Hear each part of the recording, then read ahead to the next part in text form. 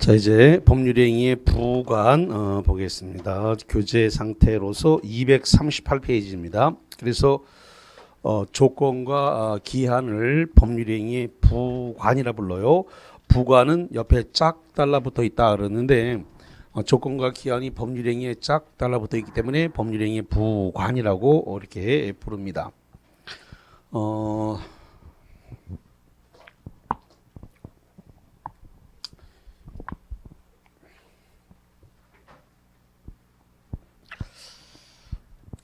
일단 조건과 기한을 놓고 봤을 때 이 조건이라고 하는 것 자체가 어떤 법률행위의 성립과는 관계가 없어요.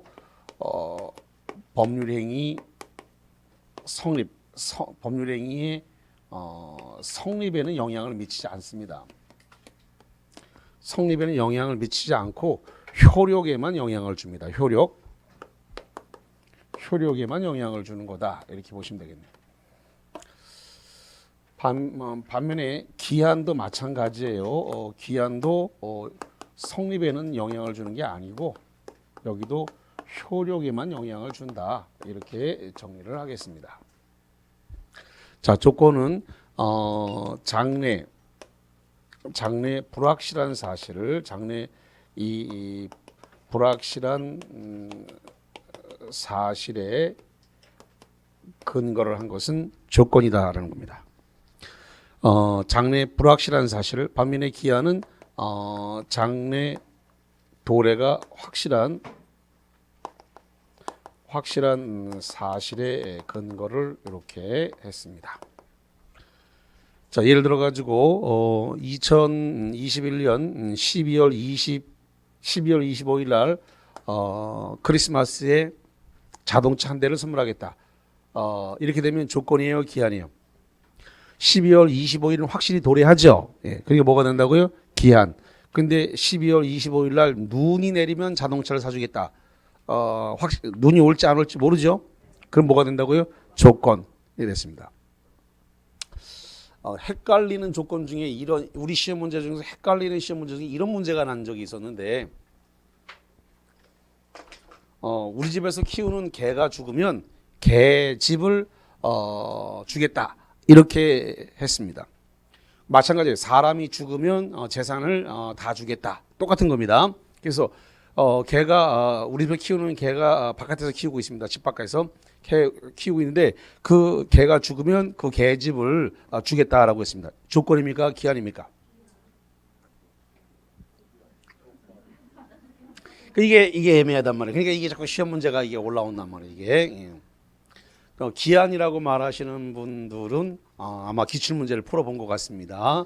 기출 문제 그 내용이 있기 때문에 기한 맞습니다. 왜냐하면 사람이나 개나 죽는다는 점에서 똑같아요.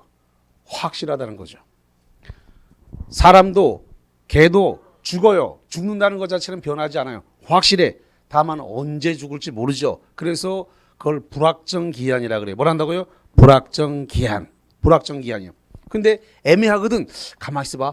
그게 언제 죽을지 모르니까 불확실하니까 조건 아닐까? 이렇게 생각해가지고 이제 이게 이제 답을 엉뚱하게 고르게 되는 일이 발생을 하는데 기출 문제에 이게 나왔어요. 그래서 개가 죽으면 개집을 주겠다고 하는 것은 조건이다. 아닙니다. 조건이 아니라 뭐로 간다고요? 불확정 기한입니다. 불확정 기한이에요. 불확정 기한. 그래서 사람이나 개나 저를 포함해서 죽는다는 건 확실한 거고 다만 언제 죽을지를 모르니까 불확정된 기한이다 이런 겁니다. 그래서 조건과 기한 중에서 아주 애매해가지고 시험 문제가 그게 구분하는 문제가 한번 올라온 적이 있었다. 기출 문제 나온 적이 있었고요. 자, 그다음에 두 번째로서 조건은 우리가 성취를 했다 이렇게 표현을 하는데 이 성취가 일단 효력이 발생하는 것은 정지 조건이라고 불러요. 효력이 소멸한다. 효력이 소멸하는 것은 해제 조건이라고 부릅니다. 여기서 시험 문제가 자주 나오는 거 정지 조건이 자주 나오니까 이거를 꼭 암기를 하셔야 돼요. 정지 조건. 오늘 조건이 이미 한번 나왔습니까? 아까 칠판에 판서했습니까? 뭐 했을까? 불정무했는데 배워도 금방 기억이 까먹는데 5분만 10분만 지나가면 막 그냥 다 까먹는 통 내가 미치겠어 정말. 판례 얘기해 줬는데도 기억도 못하고 금방 얘기해 준 판례도 기억 안 나고 막 미쳐버려 내가 정말. 불정무 아까 어디서냐면 유동종 무효에서 칠판에다 써줬죠. 불정무 아까 불정무 아까 칠판에다 판서해 줬습니다. 불정무. 그래서 불능 조건이 정지 조건이 뭐가 된다? 무효다. 그래서 아까 그걸 제가 사례를 두 가지로 사례를 들어드렸는데 뭐라고 했냐면 해가 서쪽에서 뜬다 그러면 그 땅 사겠다. 서쪽에서 뜰 리가 없으니까 불능이죠. 사겠다 그랬으니까 효력 발생이에요. 그러면 뜰 리가 없는데 그 땅 사겠다 그랬으니까 그 조건은 뭐가 된다고요? 무효. 그러니까 사례를 바꿔가지고 이게 지금 농경지 임야인데 이걸 갖다 택지로 전환할 수 있다면 내가 이 땅 계약하겠다라고 했는데 그러면 지금 현재 농경지 임야니까 택지로 지금 전환이 안 되는 건데 이건 택지로 전환하려 그러면 계획을 바꿔야 되는데 공법상 계획이 바꿔줘야지 바꿔지지 이걸 내가 바꾼다고 내 맘대로 바꿔줄 수가 없는 거예요. 토지 소유자가 못 바꿔. 공법상 계획을 도시군 관리 계획을 변경을 해야 바꿔지지 토지 소유자가 지 맘대로 그걸 어떻게 바꿀 거야. 불능 조건을 갖다가 지금 그 땅을 갖다가 그럼 계약하겠다. 그럼 이루어질 수 없는 정지 조건이 효력 발생이니까. 그래서 이 농경지나 임야가 택지로 전환되면 내가 이 땅 계약하겠다. 그러니까 효력 발생이죠. 근데 결론적으로 전환이 안 됐으니까 뭐가 되는 거예요? 무효다. 이렇게 되는 거죠. 중개업을 할 때 이 조건과 기한이 특약 사항으로 들어가는 건데 이게 중개업의 기술이에요. 안 가르쳐줘. 이거는 소위 말해서 중개업의 계약서 쓰고 이런 거 하면 웬만하면은 3개월이면 다 중개업 하는 건 3개월이면 다 배울 수 있어요. 3개월이면.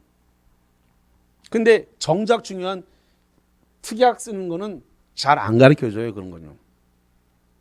이게 중개업에서 가장 중요한 사항이거든. 특약을 잘 써놔야 내가 빠져나갈 수 있고 소송에 걸리더라도 나는 안 다치고 수수료는 다 받을 수 있는 그런 내용이거든요. 그러니까 특약을 굉장히 잘 달아야 되는데 중개업소에 있는 이 대한민국에 있는 중개업소의 70~80%가 이 특약을 잘 달 줄 몰라요.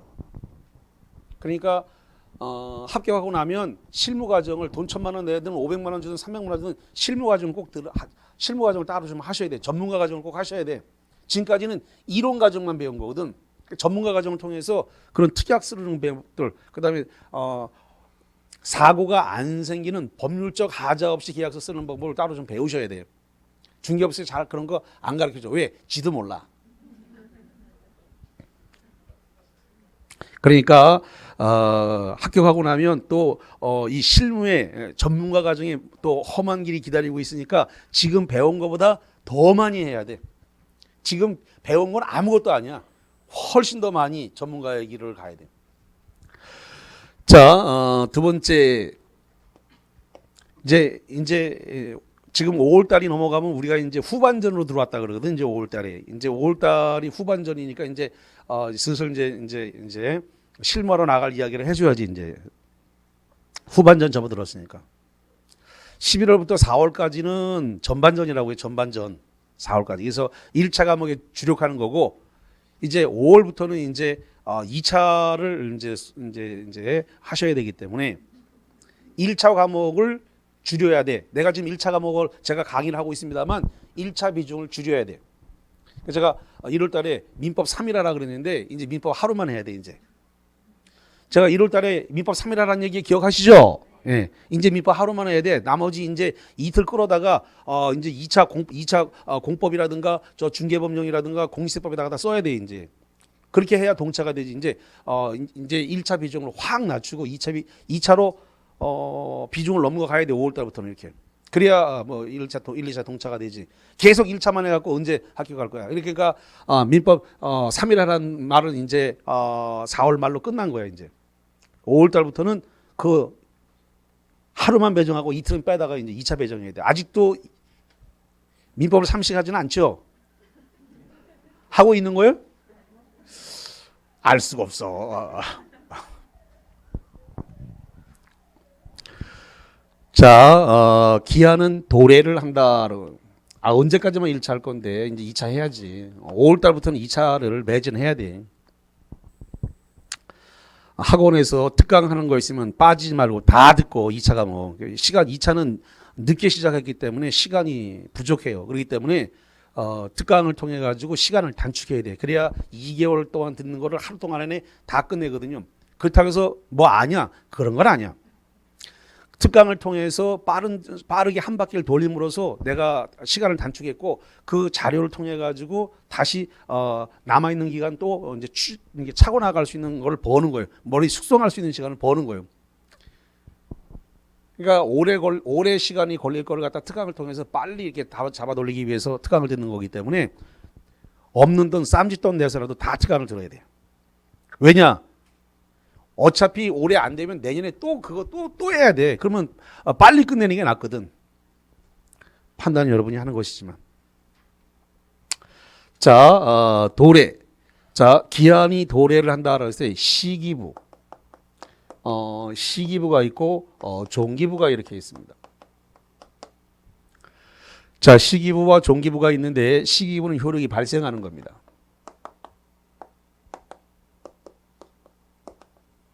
자, 그 다음에 종기부는 효력이 소멸합니다.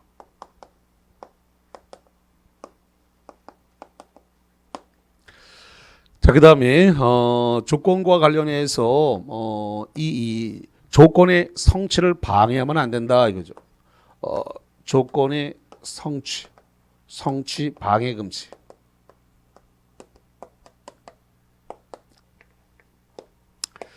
기한이 도래를 하려고 그러는데 이 기한 도래를 갖다가 방해하면 안 된다. 자, 그래서 조건의 성취를 방해하거나 기한의 도래를 방해하지 말라 그랬는데, 자, 예를 들어서 이런 거예요. 공인중개사 시험을 준비를 하는데 어떤 신랑이 그랬다는 겁니다. 그거 따면은 50억짜리 건물 한 채 줄게. 이렇게 약속을 했다는 거죠. 그래가지고 눈을 부릅뜨고 공부를 해가지고 모의고사를 보기만 하면 거의 막 80에서 90점씩 나와. 이거 올해 틀림없이 합격할 것 같은데 그 약속을 괜히 했네 싶어가지고 시험 보러 가는 날 그 샌드위치에서 계란에다가 햄 올리고 케찹 바르고 머스타드 바르고 거기다 설사약을 듬뿍 쳐가지고 커피 한 잔 타서 먹이면서 시험 잘 보고 그래. 왜 안 하던 짓을 하지? 수상한데 이러면서 그걸 다 먹었다 이 말이지. 배가 꾸룩꾸룩꾸룩 아프니까 도저히 시험을 칠 수가 없어 포기하고 나왔어. 그걸 갖다가 방해하지 않았으면은 내가 충분히 합격할 수 있었는데 그 방해하지 않았으면은 내가 그 조건이 성취됐다라고 주장하는 것은 시험 본 날입니까? 합격자 발표일입니까? 아니지. 시험 본 날을 어떻게 알아? 한 달 뒤에 합격자 발표 날이 조건의 성취일로 보는 거예요. 언제로 본다고요? 합격자 발표일에 내가 있을 건데 그걸 갖다가 그 설사약을 탐해 갖고 내가 지금 방해를 해서 내가 시험을 망쳤기 때문에 합격자 발표일 날 그 이름이 없다. 그래서 그거 방해가 없었으면 내가 충분히 조건을 성취했다. 그래서 합격자 발표일을 그걸 갖다가 내가 충분히 합격했다라고 주장할 수 있는 날에 해당이 됩니다. 자, 그 다음에 이 조건이라든가 권리가 성취가 미정이다. 기한의 도래가 미정이다. 이 미정인 권리를 갖다가 처상 보담할 수 있습니다.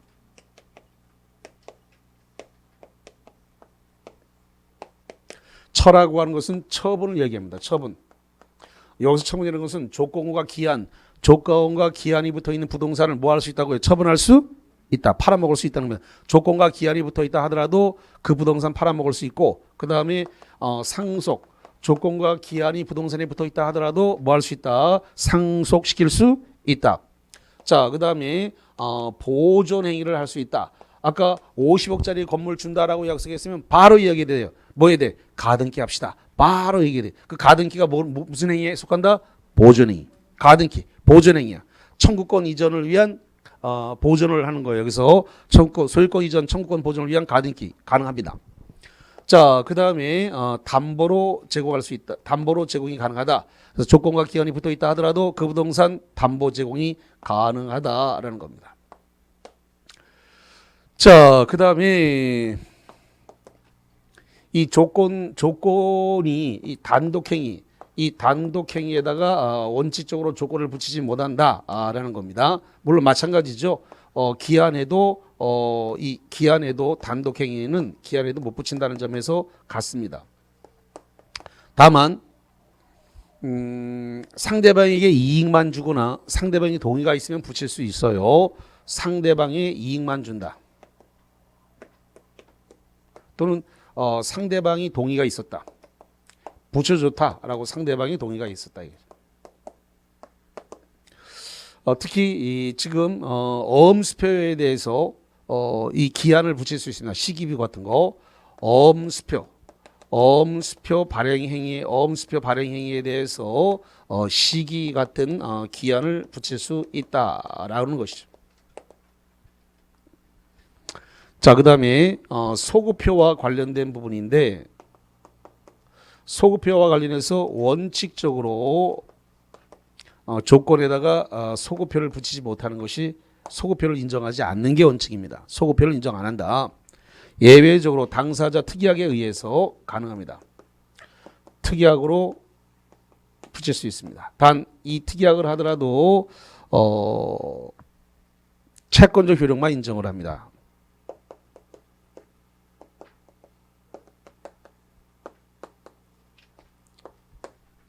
3자의 이익을 해하지 않는 범위 내에서 채권적 효력에 대해서 소급표를 예외적으로 인정을 하고 기한에 대해서 소급표는 원칙과 예외 둘 다 인정을 하지 않습니다. 원칙도 인정을 하지 않고 예외도 인정을 하지 않습니다. 시험 문제가 아주 많이 나오는 게 이 소급표를 인정하냐라는 부분입니다. 이 소급표 관련 부분들이 가장 많은 시험 문제의 정답으로 들어옵니다. 그 다음에 공식처럼 쓰는 게 있는데요.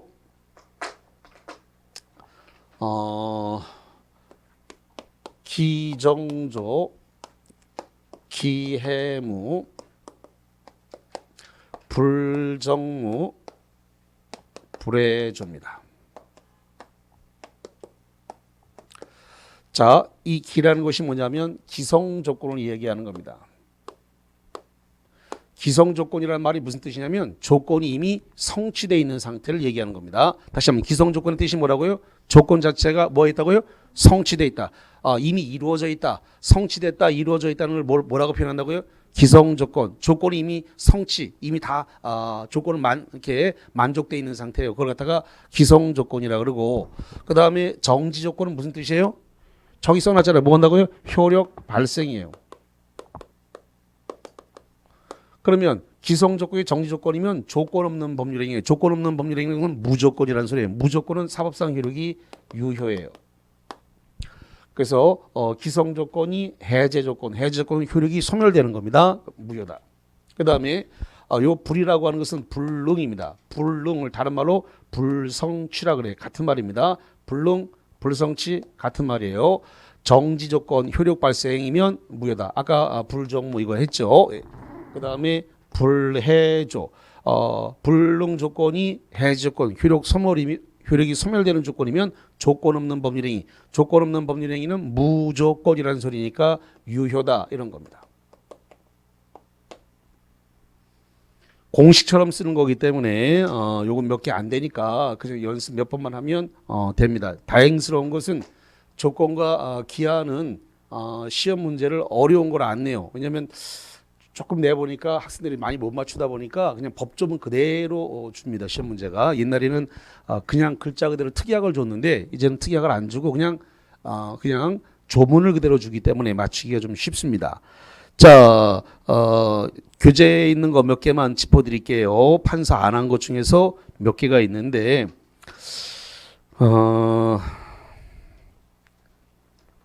어디냐면 238페이지에 파란색 2번입니다. 그 파란색 2번에 보면 그런 말을 써놨는데 조건을 붙일 수 없는 법률행위인데 조건을 붙였다. 그러면 조건만이 무효가 아니라 법률행위 전부를 무효로 한다는 말이 나와 있는데 거기 2번 동그라미에 그런 말을 써놨어요.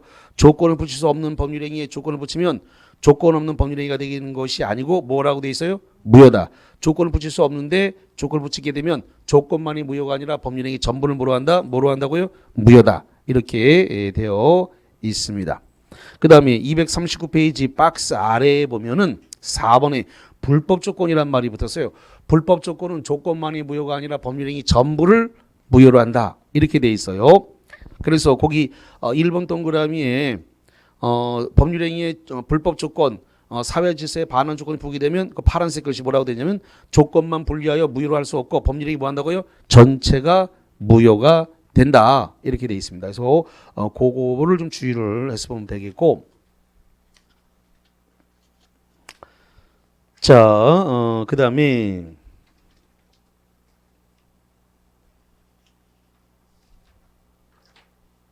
저 240페이지 맨 밑에를 한번 보세요. 240페이지 맨 밑에 보니까 입증 책임이라고 하는 말이 나왔는데요. 정지 조건의 뜻이 뭐라 그랬어요?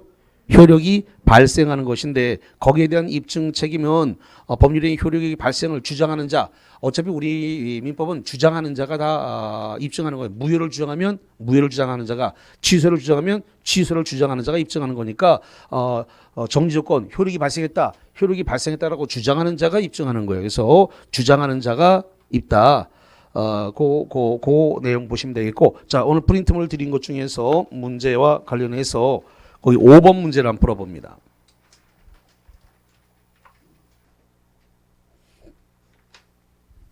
자, 보겠습니다. 거기 5번입니다. 조건 법률행위에 관한 설명으로 옳은 것은 번호로 해볼까요? 몇 번이 옳다? 3번이 옳네요. 자, 1번부터 조건 법률행위 당시에 정지 조건의 정통 동그라미 이미 성취됐다. 밑줄입니다. 성취된 거 밑줄 치고 뭐라 그럴까요? 기성 조건이죠. 성취됐다. 기성. 그럼 합치면 정이 있으니까 뭐예요? 기정조. 무효가 아니라 뭐예요? 조가 뭐예요?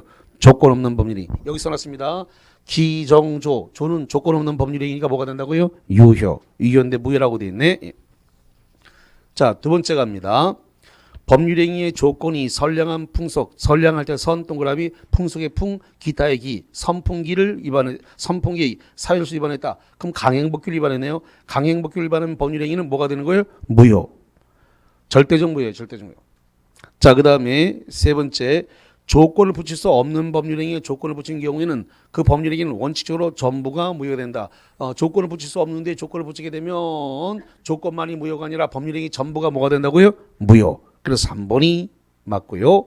4번 건축 허가를 받지 못할 때에는 토지 매매 계약을 무효로 하기로 한 약정은 정지 조건부 법률행위에 해당한다. 자, 지금 건축 허가를 받지 못할 때 토지 매매 계약을 무효로 하기로 한 약정. 그럼 이미 지금 계약은 이루어진 거죠?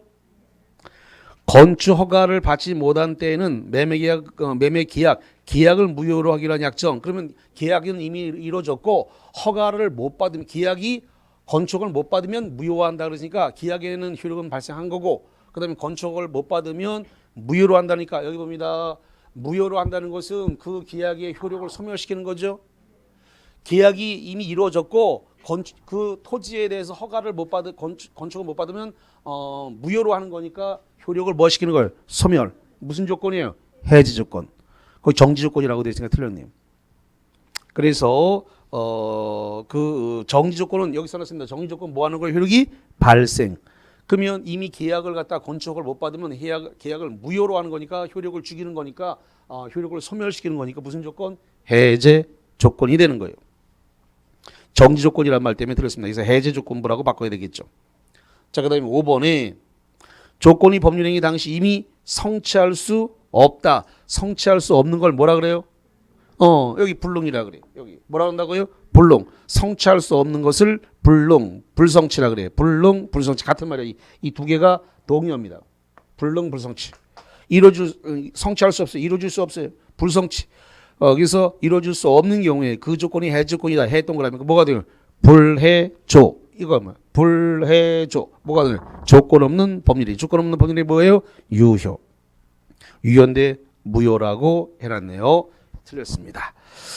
좋습니다. 그래서 거기와 관련해서 그렇게 정리를 했습니다. 자, 그 다음에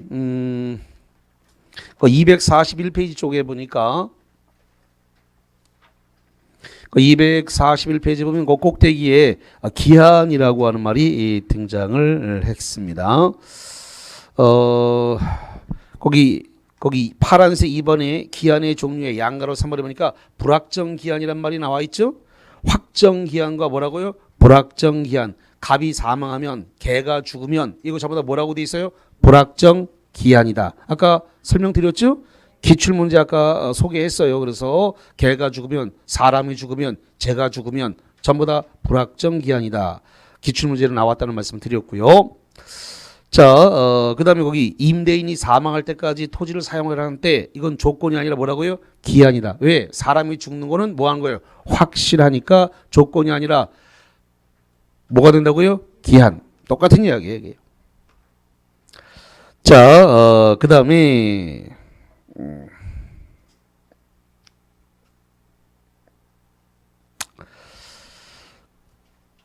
맨 밑에 3번에 보니까 기한의 이익이라고 돼 있어요. 그래서 만기 도래 전에 채무자가 누리는 이익을 기한의 이익이라고 한다. 그래서 기한의 이익은 특이하게 없으면 누굴 위한 것으로 추정한다고 돼 있어요? 채무자. 채무자를 위한 것으로 추정된다. 그 추정을 동그라미 칩니다. 그게 본다라고 기출문제가 난 적이 있어요. 본다 그럼 뒤집을 수 없기 때문에 안 돼요. 추정한다 그래야 반대 사실을 입증해서 뒤집을 수 있고 법조문이 추정한다라고 되어 있습니다. 그 추정한다를 본다라고 바꿔서 문제가 나왔으니까 주의해서 보시고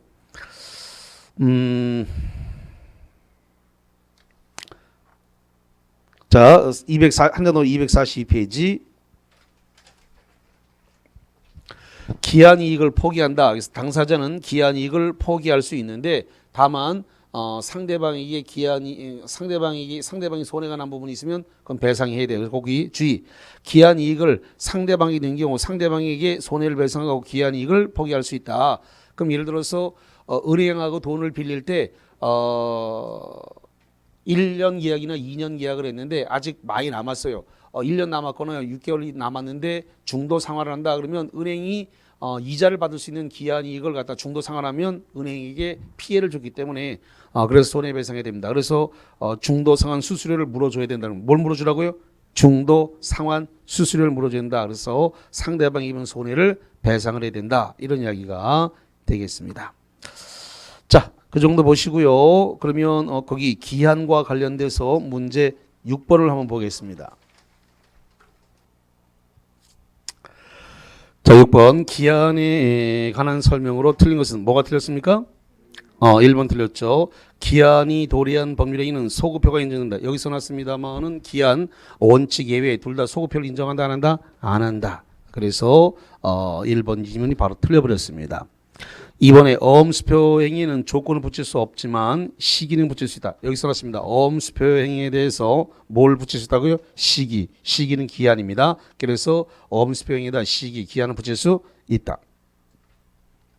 자, 그 다음에 세 번째, 기한의 이익은 포기할 수 있으나 상대방의 이익을 해하지 못한다. 그래서 상대방에게 손해배상을 해줘야 된다. 중도상환 수수료 물어줘야 된다는 것이고, 네 번째, 기한부 권리를 일반 규정에 의해서 처상 보담할 수 있다 없다? 있다. 처분 상속 보존 담보 처상 보담할 수 있다. 그 다음에 5번, 채무자가 담보 제공의 의무를 이행하지 않은 때에도 채권자는 본래 이행기의 이행을 청구할 수 있다. 자, 이게 이제 이런 소리인데요.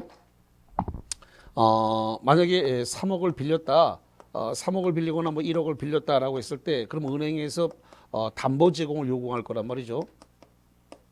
담보 제공을 요구를 했는데, 담보 제공을 하기로 해놨는데 이 담보를 갖다가 제공을 안 했다는 겁니다. 담보 제공을 안 하게 되면은 그러면 은행에서 즉시 변제해라 이렇게 하게 되는데, 즉시 변제를 요구하게 되는 거, 그러면 그렇게 되면 예를 들어서 계약을 할 때 12월 30일까지 쓰기로 하고 돈을 빌렸는데 담보 제공을 안 하니까 즉시 변제하라 그러면 12월 30일까지 돈을 쓸 수 있는 것을 기한 이익이라 그랬어요.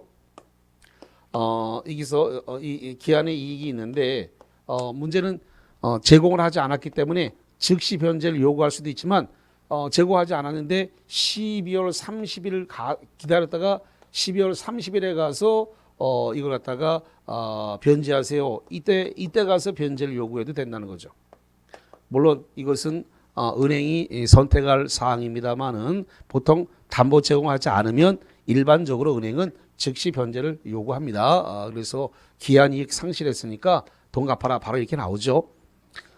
그런데 아마 새마을금고가처럼 뭐 좀 잘 아는 사이라서 그냥 내버려 뒀을 수도 있습니다. 제2금융권에서 잘 아는 사람들끼리 그냥 내버려 두고 기다렸다가 변제에 가서 이행을 청구할 수도 있습니다. 거기 5번 채무자가 담보제공 의무를 이행하지 않은 때에도 채권자, 은행은 본래 이행기 12월 30일까지 쓰기로 했으니까 본래 이행기 12월 30일에 가서 이행을 청구할 수도 있다. 이건 자율적인 문제이기 때문에 그렇게 할 수도 있습니다.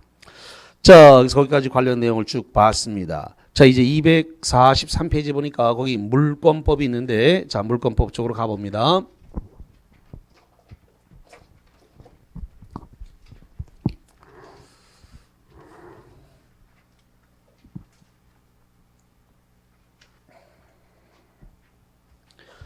물권의 종류가 8종 있다라 그랬는데요. 이 8종에 관계되는 거는 오늘 이제 쓰고 더 이상은 안 쓸 겁니다. 물권 8종에 대해서.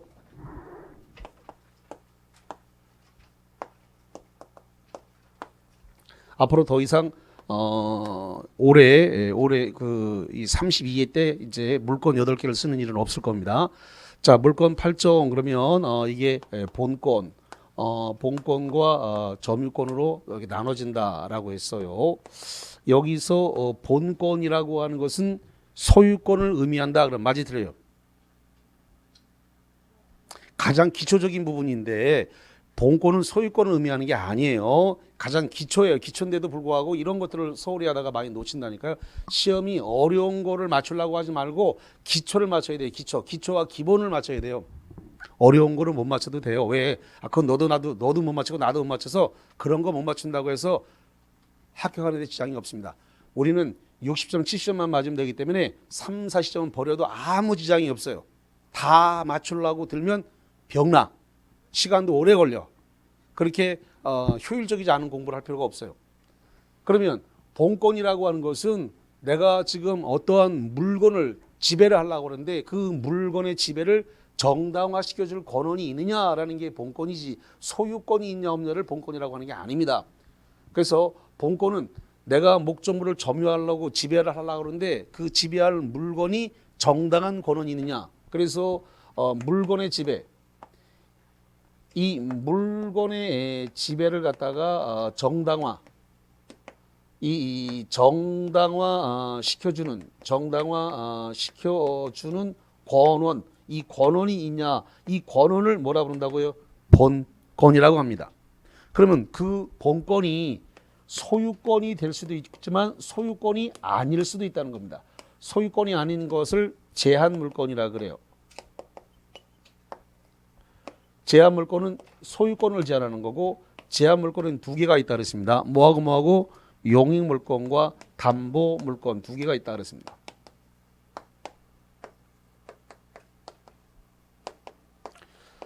자, 용익물권에는 그래서 지지전 그래서 이게 지상권과 그다음에 지역권과 그다음에 전세권. 용익물권에는 유치권과 그다음에 저당권과 그다음에 질권 이렇게 있다 그랬습니다. 동산, 자동차를 담보 맡기고 돈 빌리는 걸 그걸 뭐라 한다고요? 질권 설정했다 그래요. 그다음에 부동산을 맡기고 돈 빌리면 저당권 설정했다 이렇게 얘기를 하는데 우리 기출문제가 이걸 냈단 말이죠. 지상권은 본권에 해당된다 이렇게 기출문제를 냈습니다. 맞아요, 틀려요? 맞아요. 이게 시험 문제 나왔어요. 그럼 이번에 그다음에 낼 차례는 이겁니다. 전세권은 본권이 있다 이렇게 낼 거란 말이죠. 전세권 본권이 있다 없다? 있다. 본권의 개념을 물어보는 시험 문제가 이미 기출 문제에 났단 말이죠. 그래서 지상권에 본권 있냐? 있다. 지상권은 제한물권 뭐다? 본권이다. 그래서 본권이라는 개념을 알고 있냐를 문제를 여러 차례 지금 올라왔는데 이번에 낼 거는 이 전세권이 본권이냐고 물을 거란 말이에요. 왜? 전세권이 지금 남의 거니까 본권이 있다는 생각을 못해. 남의 거지만 사용할 수 있는 정당한 권한이 있느냐? 정당한 맞구나. 정당화 시켜주는 권한이 있냐 없냐 이걸 물어보는 게 남의 물건을 지배할 때 정당한 권한에 의해서 지배를 할 수 있다는 거죠. 점유권은 어떤 물건을 지배하고만 물건 자체를 지배하고 있는 거죠. 지배하고 있으면 인정되는 권한이 점유권. 지배하고 있으면 그러니까 본권 유무를 불문하고 점유권은 본권이 있냐 없냐를 불문하는 겁니다. 본권의 유무 불문. 본권이 있냐 없냐를 따지지 말고 물건 자체를 지배하고 있으면 인정되는 게 점유권이다. 이렇게 보시면 되겠고, 자, 그 다음에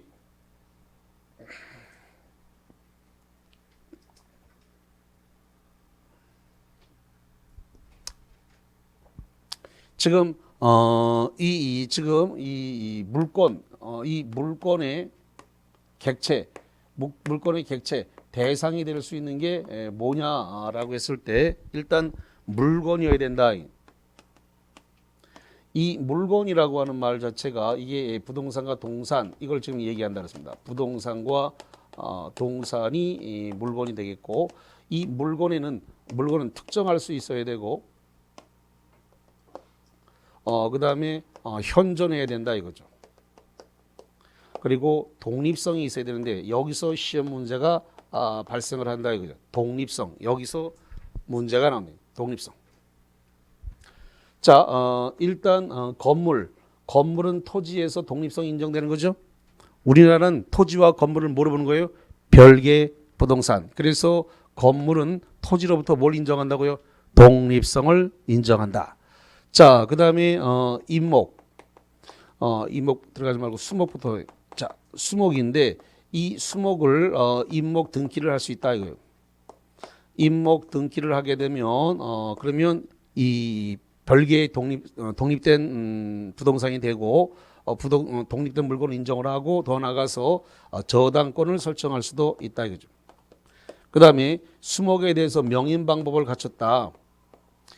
명인 방법을 갖추게 되면은 별개의 소유권을 인정하기는 하지만 등기한 것은 아니니까 저당권을 설정할 수는 없다라고 하는 거. 명인 방법을 갖출 때에는 범위를 확정해야 됩니다. 그래서 끈이나 페인트나 또는 명찰을 달아서 범위를 확정해야만이 명인 방법으로서 효력을 인정합니다. 자, 그 다음에 뭐랄까 지금 수확을 하지 않은 그래서 지금 현재 그 뭐랄까 과수원에 이렇게 딱 이게 달려 있습니다. 그래서 이게 지금 아직 따지 않은 상태에 있는 그런 과실입니다. 그런 과실에 대해서도 명인 방법을 갖추면 소유권을 인정합니다. 예를 들어서 과수원에 사과나무 달려 있다 또는 배가 달려 있다, 포도가 달려 있는 상태에서 그걸 갖다가 뭐 롯데마트라든가 이마트라든가 홈플러스 청가 담당이 와가지고 이거 다 사겠습니다라고 한 상태에서 그걸 갖다가 명인 방법에 따라서 뭐 이렇게 편말을 꽂아 놓는다. 그렇게 되면 전부 다 소유권을 독립된 소유권으로 인정을 합니다. 그리고 농작물에도 마찬가지죠. 농작물도 이거 남의 땅에다가 무단으로 씨를 뿌려서 뜯어먹을 수 있으면 경작자 소유가 되겠습니다.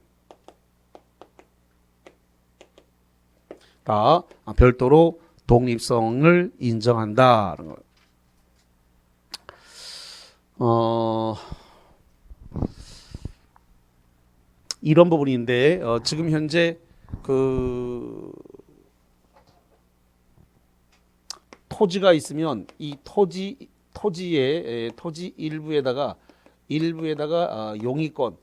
용의권을 설정할 수 있느냐 이 부분인데 토지 일부에다가 용의권 설정할 수 있다 없다? 있다. 그다음에 토지 일부에다가 지금 담보물권을 설정할 수 있느냐? 특히 저당권 설정할 수 있느냐 그랬더니 없다는 겁니다. 그래서 요거 좀 구분을 좀 하셔야 됩니다. 다시 한번 토지 일부에다가 용의권이니까 뭐 지상권이나 전세권이나 지역권이나 이런 거 설정할 수 있다 없다? 있다. 근데 토지 일부에다가 뭘 설정하지 못한다? 저당권을 설정하지 못한다라고 하는 거. 그다음에 이 토지에다가 지금 공간정보의 구축 및 관리에 관한 법률 지적법이라고 그러는데 이 공간정보의 구축 및 관리에 관한 법률 이 지적법에 의해서 이걸 갖다가 분필 절차를 밟지 않았습니다. 분필 절차를 밟지 않은 상태에서 이걸 갖다가 분필 등기를 했다는 겁니다.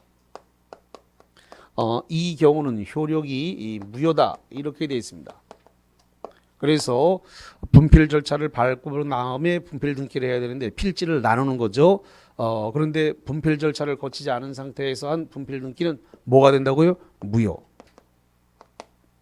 이렇게 규정을 두고 있다는 겁니다.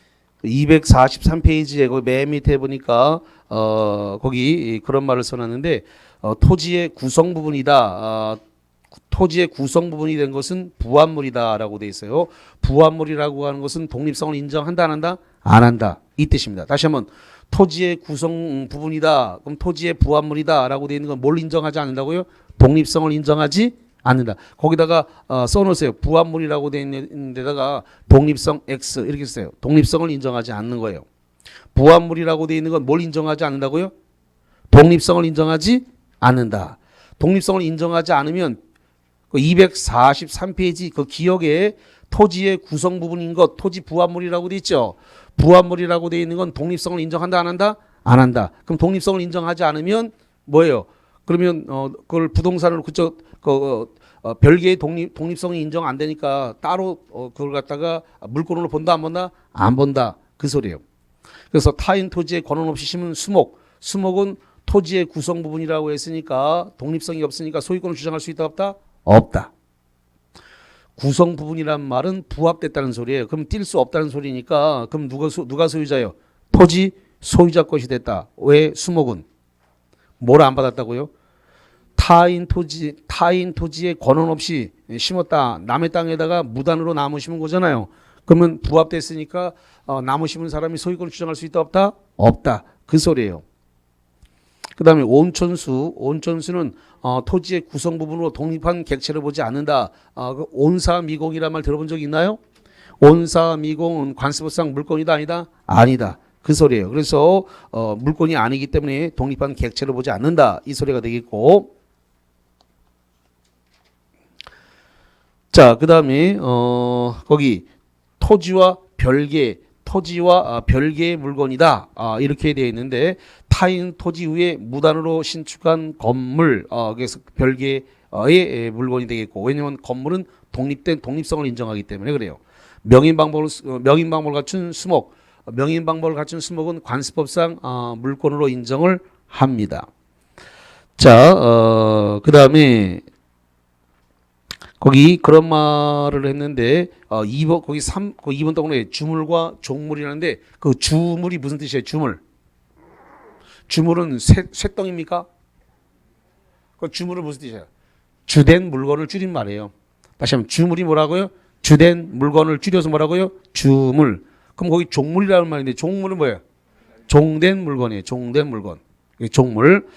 그래서 종물은 주물에 뭐에 따른다고요? 처분에 따른다. 보시면 되겠고, 그 다음에 거기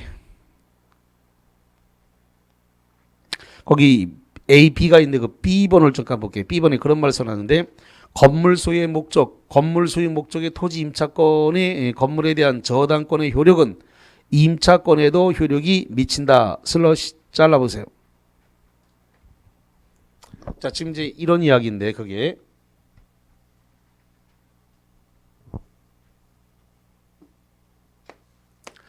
자, 토지 소유자는 갑이고 이 토지에 대해서 을이 지금 임차권에 의해서 여기다가 건물을 신축을 했습니다. 누가 신축했냐면 을이 신축을 했습니다. 그래서 임차인이 신축을 한 거죠. 그래서 이 신축 건물에 돈이 필요하니까 저당권을 설정했습니다. 그래서 저당권자는 병이고 지금 설정자는 을입니다. 다시 합니다. 이 건물 소유자는 누구예요 지금? 을이 지었으니까 을 거지 지금. 을이 지었으니까 그런데 이 건물에다가 을이 돈이 필요하니까 이 건물을 저당 잡히고 돈을 빌렸습니다. 병이라는 은행에다가. 근데 지금 저당권에 의해서 경매가 진행이 됐습니다. 저당권에 의해서 경매가 진행이 돼서 그래서 예를 들어 가지고 무가 경락인이 됐습니다. 그럼 무가 경락이 돼 있으면 무가 이 건물의 소유권을 취득한 거죠. 소유권을 취득하면 그대로 이 저당권의 효력이 이 토지 저당권에까지 미치는 거니까 저당권의 효력이 토지에까지 미치는 거니까 그러면 무가 이 건물을 위해서 임차권을 취득한다 안 한다? 한다. 이 뜻이에요. 지금 임차권을 취득한다. 누가요? 무 경락인이 건물을 경락받았지만 저당권의 효력은 어디까지 미쳤다고요? 토지 임차권에까지 미쳤기 때문에 그래서 지금 경락받은 무가 건물만 경락받은 게 아니라 뭐까지 같이 받았다고요? 임차권, 토지 임차권까지 다 경락받은 거다. 그래서 저당권의 효력은 부합물과 종물, 종된 권리. 이 임차권이 종된 권리로서 종된 권리까지 다 저당권의 효력이 뭐라고요? 미친다. 그 얘기에 지금 거기가. 그래서 거기 다시 그 B번. 건물 소유 목적의 토지 임차권자의 건물에 대한 저당권의 효력. 그럼 저당권의 효력은 경매가 넘어갔다는 소리고 저당권의 효력은 어디까지 미친다고요? 임차권에도 미치기 때문에 건물만 경락받은 게 아니라 임차권까지 다 경락받은 거다. 이렇게 되는 거예요. 그게 저 임차권의 효력이 미친 임차권에까지도 다 효력이 미친다. 뭐가요? 저당권의 효력이. 따라서 건물이 경매되면 경락인은 건물과 함께 뭣도 취득했다고요? 임차권도 취득했다. 됐지요? 예.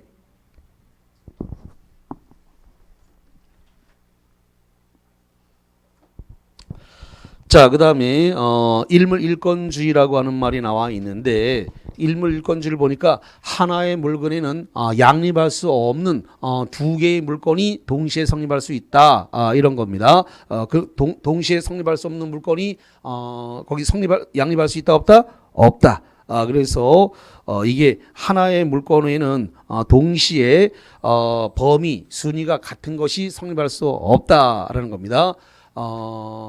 범위라든가 순이라든가 성질이 같은 게 동시에 성립할 수 있다 없다? 없다. 이걸 뭐라 한다고요? 일물일권주의라고 한다. 이렇게 보시면 되겠습니다.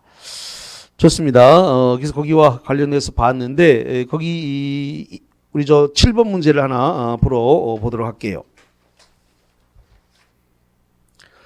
자, 보겠습니다. 7번. 다음의 설명 중 옳은 것은 번호로 합니다. 뭐가 옳다? 2번. 1번. 공간정보의 구축 및 관리 등에 관한 법률상 분필 절차를 거치지 아니한 분필 등기도 1부동산 1등기 용지 원칙에 위반되지 아니므로 등기로 유효하다. 여기 써놨는데 토지가 분필 절차를 거치지 않고 한 분필 등기는 뭐라고 써놨어요? 무효인데 유효라고 돼 있네. 틀렸고. 두 번째, 명인방법이라는 공시방법을 갖춘 수목의 집단은 슬롯이 자릅니다. 임목과는 달리 저당권의 목적으로 할 수 없다. 맞네요. 여기 봅니다. 수목이 임목 등기를 하게 되면 저당권 설정할 수 있지만 명인방법을 갖췄다라고 하는 것은 관습법상의 물권이 되었다는 소리지 등기를 한 건 아니기 때문에 등기 안 했으니까 저당권을 걸어야 되는데 걸 데가 없단 말이에요. 소유권으로 등기가 돼야만이 저당권을 걸 수 있는데 명인방법을 갖춰서 관습법상 물권으로 인정이 되어졌지만 등기가 된 건 아니기 때문에 저당권을 걸 수는 있다 없다? 없다. 수목이 명인방법을 갖추면 소유권의 객체로 될 수는 있지만 등기를 해놓은 건 아니기 때문에 저당권은 걸지 못한다. 저당권을 걸지 못한다. 그래서 거기 지금 써줬네요. 저당권의 목적을 할 수 없다. 맞네요. 그래서 2번이 답이 됐습니다. 자, 그 다음에 세 번째 갑니다. 임차인은 부속된 물건이 임차 부동산에 부합되어 독립성을 가지지 못하는 경우 슬롯이 자릅니다. 독립성이 없으면 뭘로 가는 거예요?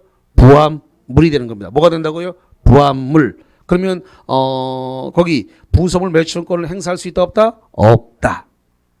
부합됐다는 말이 나왔으니까 부합물이 되면은 독립성이 없으면 부속물 매출권을 행사할 수 없습니다. 부속물 매출권을 행사하려면 독립성이 있어야만 됩니다. 독립성이 없다라고 딱 줬어요. 그러면 부합물이니까 부성물 매입청구권 대상이 되질 않습니다. 네 번째, 민법상의 공동 소유는 일물 일권주의 내지 물권의 배타성을 위반된다 그랬는데 공동 소유라고 하더라도 이게 지분의 범위를 갖고 있죠. 그러니까 뭐 3분의 1, 3분의 2, 뭐 5분의 3 이런 식으로 지분으로 갖고 있어서 다 지분을 합치면 1이 되니까 1을 넘어가진 않잖아요.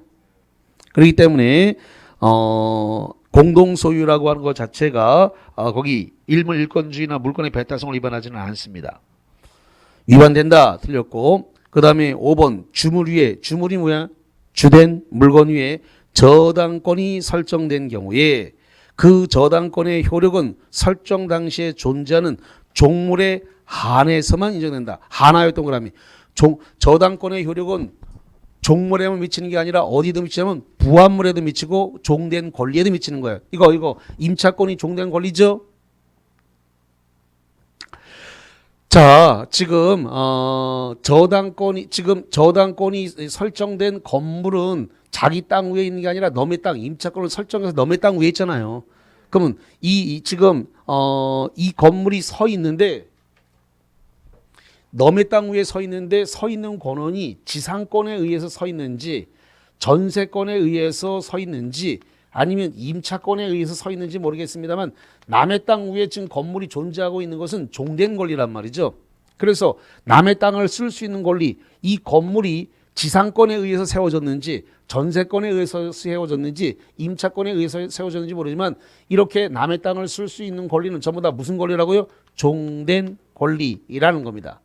그래서 저당권의 효력은 부합물과 종물, 종된 권리까지 다 뭐 한다고요? 미친다. 근데 시험문은 종물에만 미친다 틀렸단 종물에만 미치는 게 아니라 부합물에도 미치고 종물에도 미치고 종된 권리, 여기 이 종된 권리까지 다 미쳐서 건물을 경락받은 자는 바로 지상권, 전세권, 임차권도 다 똑같이 취득한다. 종된 권리까지 다 취득하는 거예요. 그런데 종물에 한해서만 인정된다 틀렸습니다. 종물에 한해서만 아니라 부합물과 종된 권리까지, 종물은 물론이요 부합물, 종된 권리까지 다 인정돼서 효력이 미치는 거예요. 자, 여기까지 하고요. 쉬었다가 와서 계속 보는 건데 칠판 치우지 말고 일단 놔두세요. 계속해서 봐야 되기 때문에.